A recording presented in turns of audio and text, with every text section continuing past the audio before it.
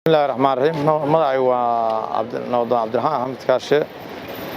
gobolka Mudug dadka degan oo waxgaradka aan ka mid ahay odayaasha iyo deegaanka ah aad iyo aad waa dhageystaa aad iyo aad waxyaalo badan baan kala socdaa waana dhageystaa wax badan baan kala socdaa qodobo badan baa ku jiro aan kala socdo aad iyo aad baan dhageystaa aniga waxay soo jiitaa qodobada isbeddelka cimilada aad iyo aad bay soo jiitaa hadda sida u jirto cimilada iyo xaaladeedu aad baan u soo jiitaa oo barnaamijkaas midka khilaafaadka xalinta sidoo kale waa shaqooyinkaasna aad bay u soo jiitaa hadda waa muhiim waana ka shaqeynaa in badan baan khilaafka xalinta iyo soo macnihiisu leeyahay midka nabadda sidoo kale oo nabaddaasna aad bay muhiim ugu tahay dadka marka saas aan ula soconaa dhibaatooyinka waxa ka mid ah horta xaalifinta dhirta ka mid ah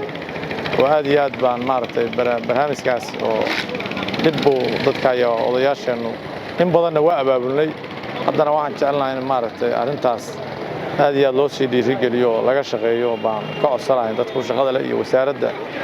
maaragtay isbeddelka cimilada dhirteeda baan aad baan u codsanahay shaqooyinkaas waxa kale oo jira khilaaf waxyaalaha dhacmar walba nabadda gobolka Mudug marka olaadu dhacaan iyo odayaasheenu shaqadaas aad iyo aad baan ugu hawlanahay marka iyadana hadda waxa jira shaqooyin badanna waa la qabtay waxna waa dhiman yihiin marka waxaan ka codsanahay ama dawladda federaalka ha noqoto wasaaradda dibashiinta ama maamulada galmudug ee Puntland ha noqotee in shaqadaas dhamaystir lagu sameeyo aad iyo aad ugu didaalo ma codsanahay hadda odayaasha dhaqanka